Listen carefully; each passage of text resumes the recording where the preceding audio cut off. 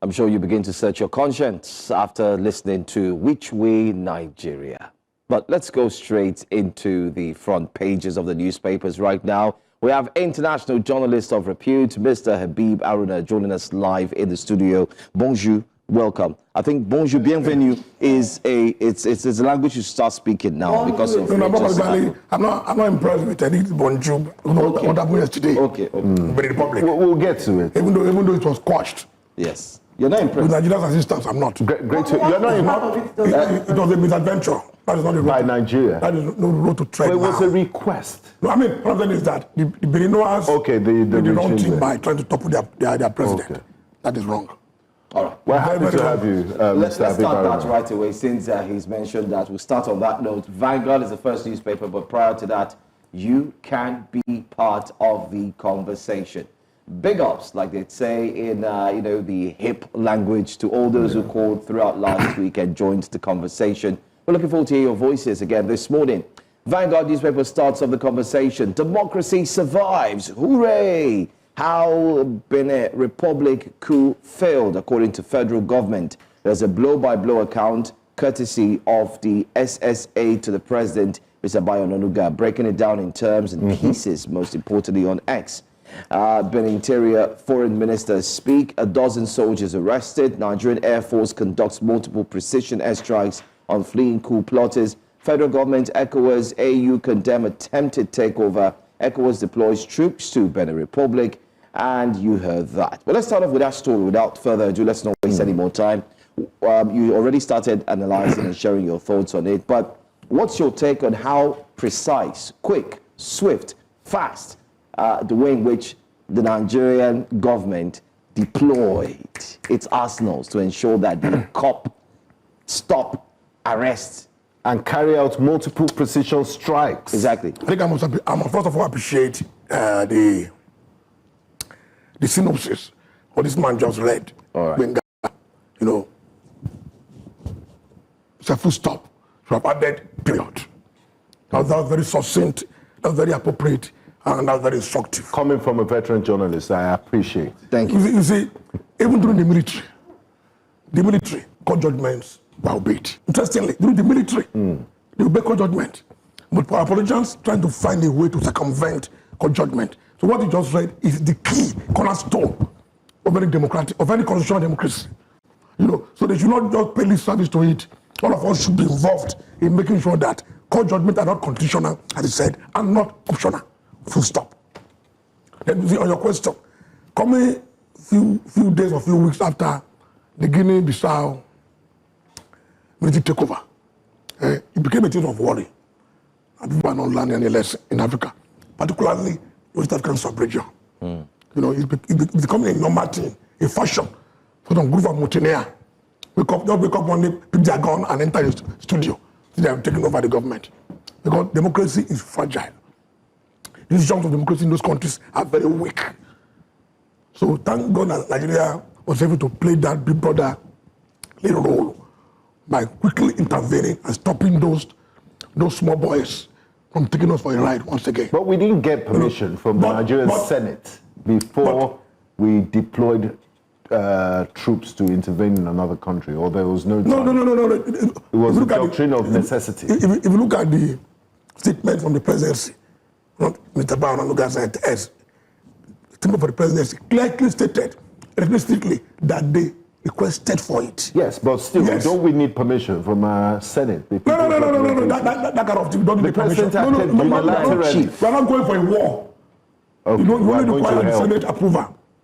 Okay. Not the Senate and not for approval to go to wage a war against another country. Yes, absolutely. Not to prevent a crisis taking place, which may eventually affect Nigeria. They have succeeded. Affect Nigeria. And the important thing is that if you read today's stories too, there are stories that the VP will represent Nigeria, represent the president in Cote d'Ivoire. Yeah, the inauguration of Ouattara. Who has changed constitutional term limits to change the rules in the middle of the game. It's unfortunate of what we are seeing. Look at what is happening in Tanzania. That lady became president because the other president, our boss, died. John Magufuli. And she started changing the rules. She started off good.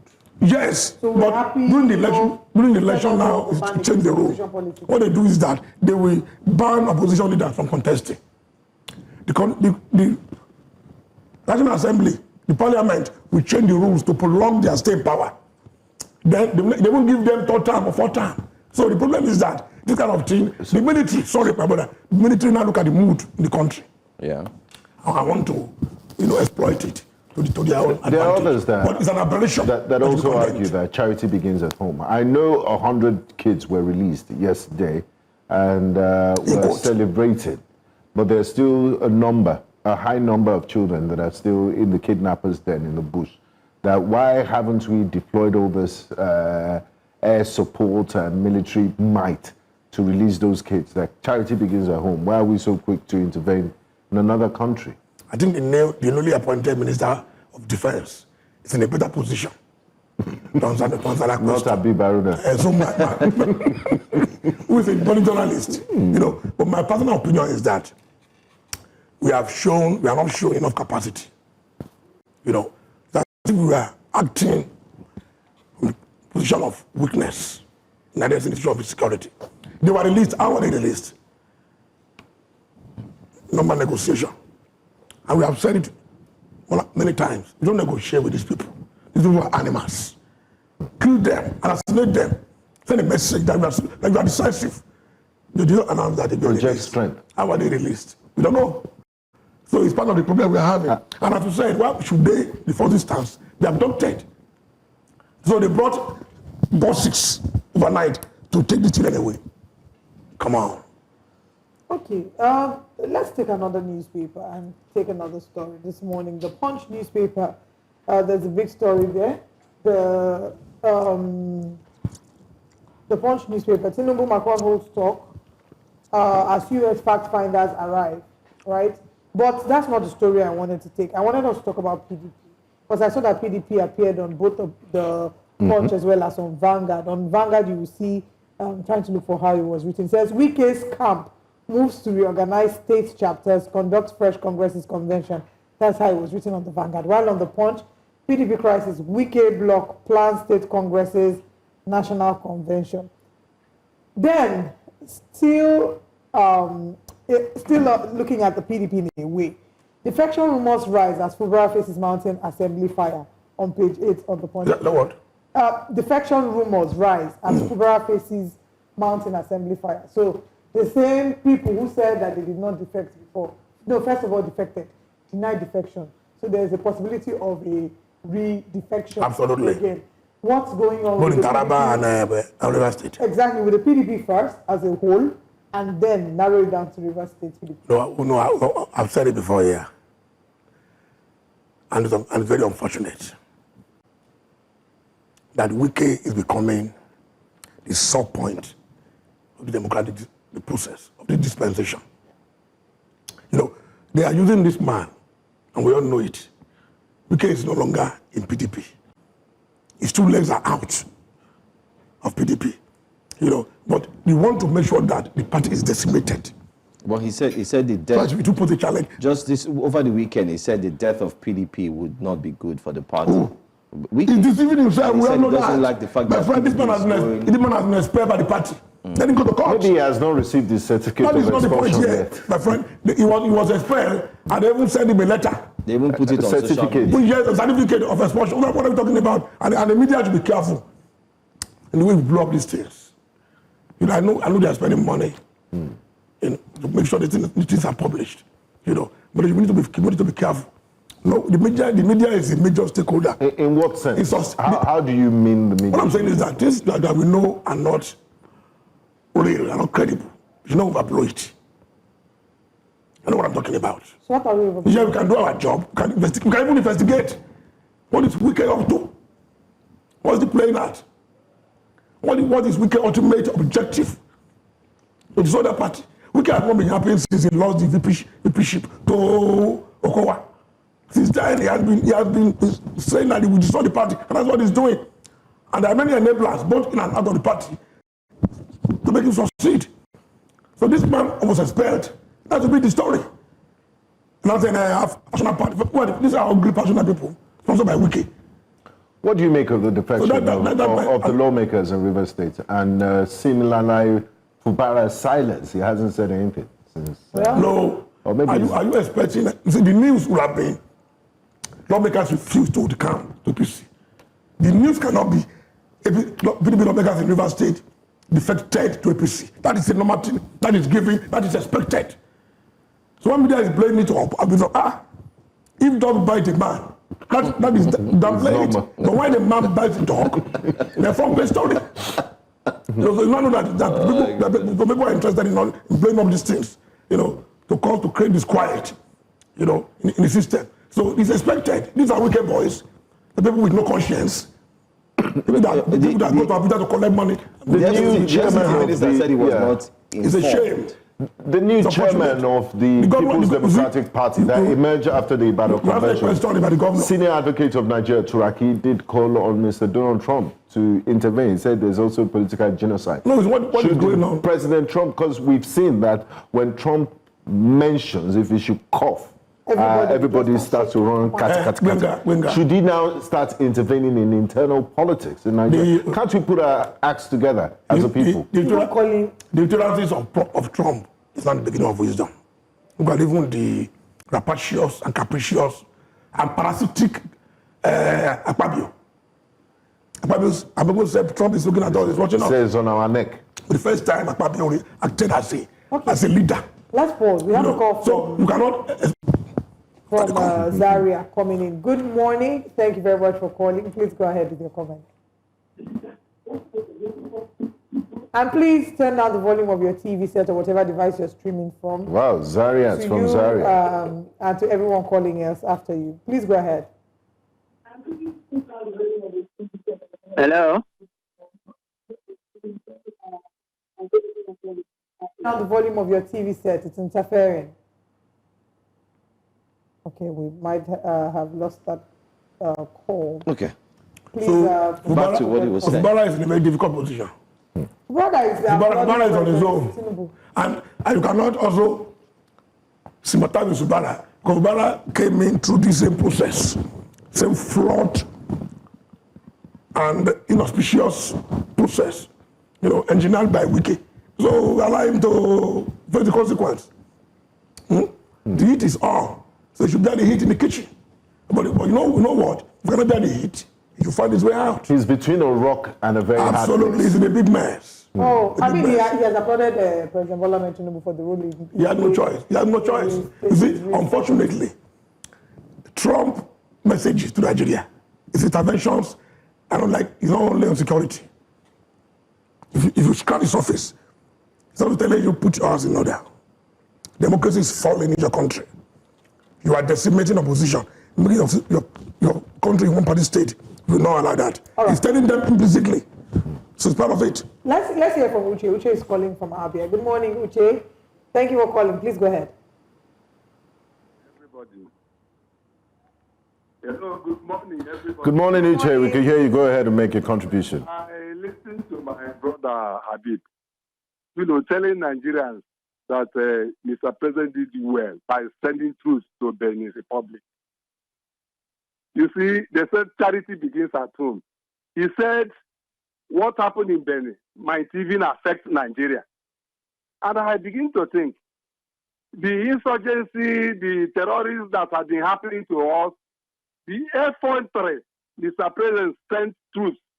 Why can't we send troops to Sambisa? What has been happening to us? Many families are in trouble. Nigerians are crying. Even our children are still in the bush.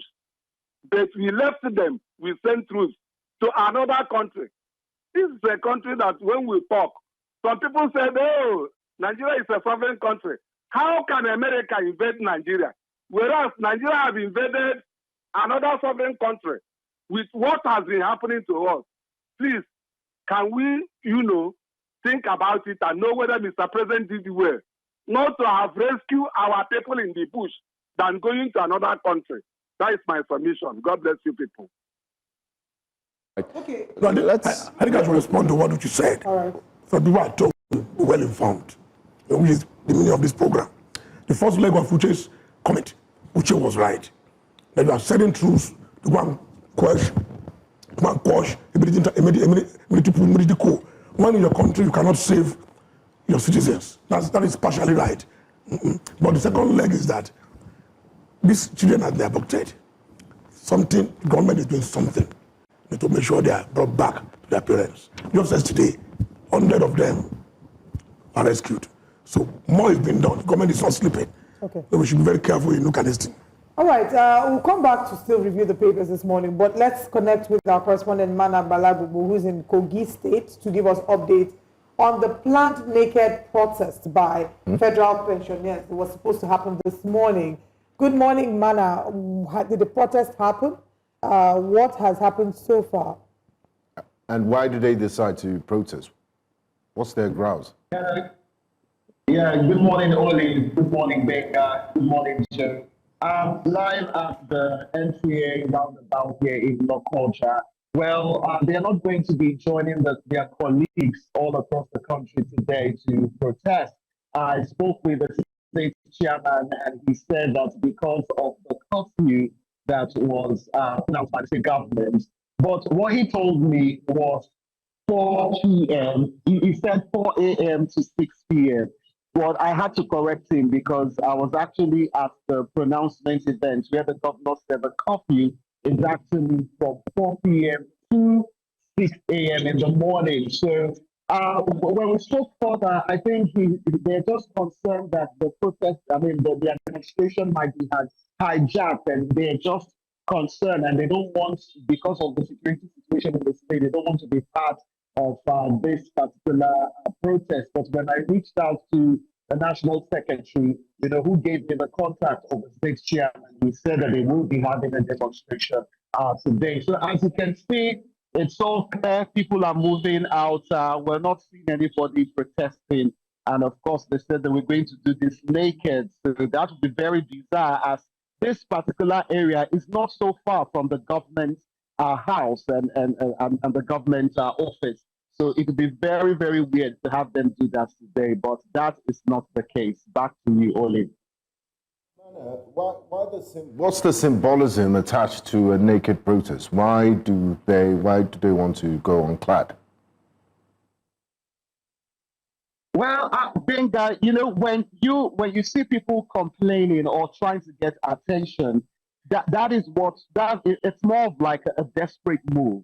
You want people to get to know your cries. And it's more of, they are not ashamed. Some of these persons are struggling, pensioners are struggling to feed their family. Some of them still have children in school. And they've tried all the diplomatic measures. It seems not to be working. So definitely, if this, goes on across other parts of the country, as we will reach out to some of my colleagues in other states, most especially like Abuja and Lagos, this will definitely be the biggest news today in Nigeria, but it's not the case here in Kogi State. The updates. We'll try and see if we can connect with the others as well to know if the naked protest will be holding today. Thanks for sharing insights. And Thank I'm you. actually particularly glad that it's not holding, because I feel like it shows the level of desperation for our senior citizens to get to the point where they decide that they have to go public and go naked. It's a desperation that reflects a lack of care that our nation doesn't give to its Absolutely. Thank you for that. Thank you for your comment. It's not only every sector, the military, radio. Today, FRCM pensioners are also protesting. Yeah. It just shows that we are not serious as a people. No nation treats its seniors in that way. The people work their heart out for this country. What they deserve after retiring is to be taken care of. It's an entitlement. Why are they begging for it? Look at this recent years. Look at retired workers of Nigeria Airways. But doing the same thing. Yeah, but it's symptomatic of it didn't start with this went to government. Abuja. They were outside. Policemen too. A policeman before they were paid. So what are we talking about? It just shows one thing, one word: corruption. Big one. Yeah. Let's go back to the front pages very quickly. Let's go back to the Punch. I'd like us to go back to the Punch. Anambra prison inmate wins International Whistleblower Award. As a journalist, this story should interest us. This was one who was a whistleblower, and despite helping the government in, ensuring that they follow up with the story and so on, he found himself in prison. He was eventually caught. Time would fail me if I try to read through that entire story, but that's a big story that I would have loved for us to look into. There's another one there on the front page. Yes. Former President Obasanjo, who happens to be the most vocal of all our leaving ex-presidents, is in the news again.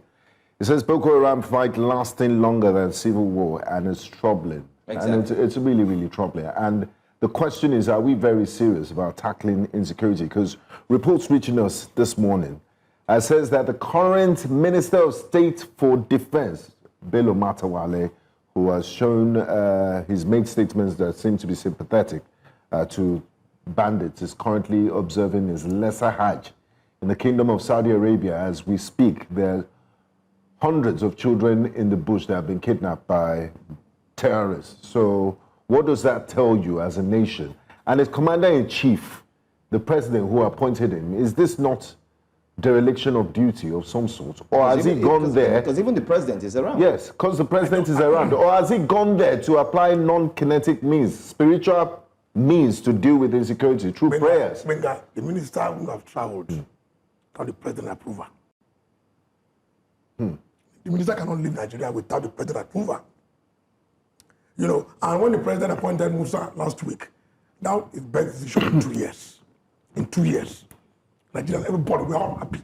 When the man was coming to the Zoom office, to our Zoom office, rather, in Abuja, look at the crowd, look at the mood. People are even singing and praying for him. That was a reflection of the mood of the nation. And they were saying, by extension, that the president should have also removed Matawalle, redeploy him to another department, not to be under Musa. Matawalle does not have any good record. He's out there. He does not have any good record. He is not to be negotiating with bandits. He rule a country that bandits are taking control of. The state, yeah. The state, rather. Sorry. So I don't know what he's doing there. So for him to have left Nigeria for lesser Hajj, he was not around to welcome the new defense minister last week. So there are many questions to be answered. Maybe, but I don't think it's praying. he should have left Nigeria for lesser Hajj or anywhere. Because these guys keep on deceiving themselves. Can you fool God? You cannot deceive God. You need concrete action to solve this problem, not going to any prayer place to print to do one. My president and Hajj, and the president once again should be decisive. That man should be removed from office or deployed. Okay. Right. I'm hoping let's take one last paper. We're fast coming to the end of the show. We'll take some comments on YouTube, so please, now's the time to drop comments if you have any. And after this newspaper, we'll take comments.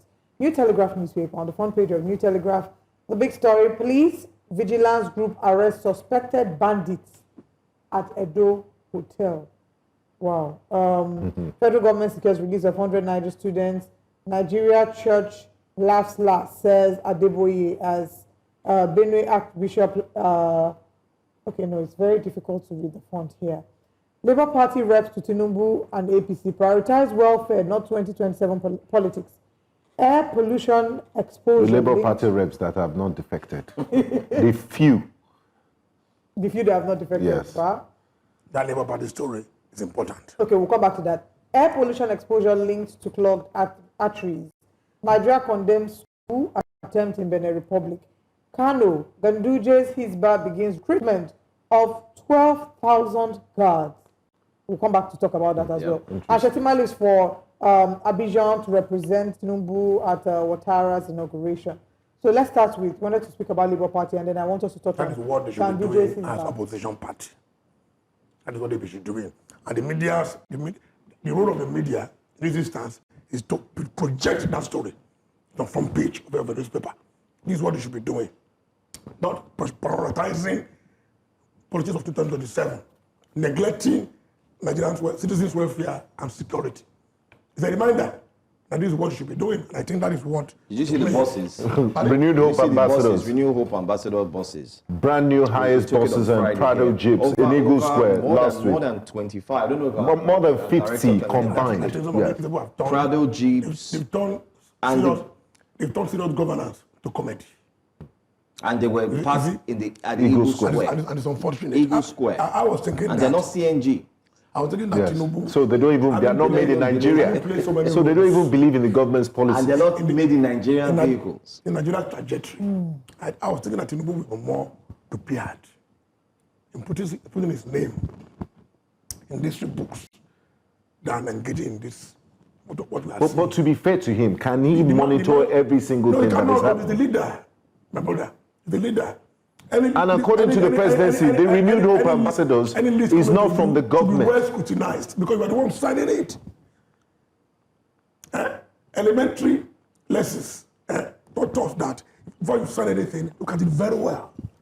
So there's even a mention of a man that is dead in the list of the ambassadors. So what are we talking about? But that's similar to what the former president did, late President Muhammadu Buhari. He appointed two dead persons in 2020 and also in 2017. That's because they've done copy and paste. They didn't look at it. And then again, there's a vetting committee. Absolutely. I'm sure that they are not doing anything. Mr. Aruna, please, let's look at this.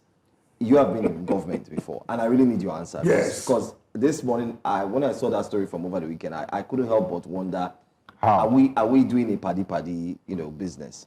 In Muhammadu Buhari's time, the late Muhammadu Buhari, twice, 2017, 2020, people who had died, their names came out in the list. Now you have one person whose name has come out on the list of ambassadors, the nominees. Yet they say in the presidency there's a vetting committee. There was also a vetting committee, that same vetting committee, but this time they also had other people who had joined to look at the list, initial list, the pardon list as well. Let's even leave the pardon list. Nobody has talked about it since then. So we don't know if the presidency has passed that pardon list, if they've passed it or so on. But this vetting committee, they vetted this list. They still allowed the name of the late person to go on. How does that work? When I was chief secretary to Governor Bode, I was very close to him. So I took my time, and I was also interested in making sure that we don't commit this kind of blunders. Anything we discuss. Anything that will cause an embarrassment onto the government. Keep a note in my pocket. He forgot, maybe we were at an event and he could not remember. I should know him and I have it here. When he was sworn in the commissioners, he will give you an instance, and it's on record. In 2015, he was sworn in the commissioners. A night before, we were with him, going through the speech he will read, the list and everything, and the portfolios assigned to each of the commissioners. At the swearing ceremony, please quote me very well. At the swearing ceremony, Oga forgot to bring along the paper. He wrote the portfolio assigned to the commissioners. Really, he does something. Habib, do you have a copy? I said, yes, sir. I swear to my God. Do you have a copy at Bello in Alausa here? I just brought the copy in my pocket and handed it over to him. That saved us the embarrassment. He now read it out. These are the portfolios of these new commissioners. It will be my memoir. So you need to. You were diligent enough to carry a copy. And this is Lagos. Not Jokoto. After Abuja is Lagos. I saw a man that is serious. I saw a man that is pragmatic. I saw a man that is very, very intelligent and first class and by excellence. This is not rocket science. Even if Baba is the president, there's a chief of staff, the principal secretary. There are other officials there. So there are many gateways that the thing will pass through and they will clean it up. But obsessively, these guys have been sleeping. Embarrassing the president. Everything now. Okay. Very unfortunate. We've come to the end of the show, but because I promised to go on YouTube, I want to take final comments from YouTube. Paras Amako, thank you so much. Paras Amako says, good morning, News Central. Oh, thank you for the warm welcome back. He now says, wait, just asking for a friend. Is Benin not a sovereign country? He said, just asking for a friend. Because we went in all guns blazing, all jets blazing. Yes, so and then Steve goes ahead to say, we keep chasing frogs and toads while our house is on fire. Imagine sending your ward or child to school while you are thinking about the security and safety of other children. It is well low. Luke Chrome says, good morning, New Central crew. You guys are the fresh air in the media stream that Nigeria urgently I'm so needs. emotional. He says, welcome back, Lady Olive. You were missed. Now the crew is complete. Now I can sip my coffee. Thank you so much. Lady Olive, I like that. Very regal. Very Fits regal. you. Thank you so much. And thank you so much, everyone, for the kind comments. Merci beaucoup. To our virtual audience, our virtual viewers, our guests to join us virtually as well as in studio. Thank you so much for Thank you, sir. being the icing on the cake that is breakfast. Those central. guys who gave the cars. Renewed Hope ambassadors. Who are the people they said they gave the cars? Renewed Hope No, ambassadors. the people who bought the cars. They said there's a team that not the president. Yes. People that bought the Renewed Hope ambassadors. Okay, ambassadors. Yes. Okay, I thought you were a committee of friends. Renewed Hope ambassadors. All right. Thank you so much for being a part of today's broadcast. We'll see you tomorrow. Au revoir. And Merry Christmas in advance, Mr. Habib Aruna. Merry Christmas. Yeah. Absolutely. We'll be there to see We you. have 2 more weeks.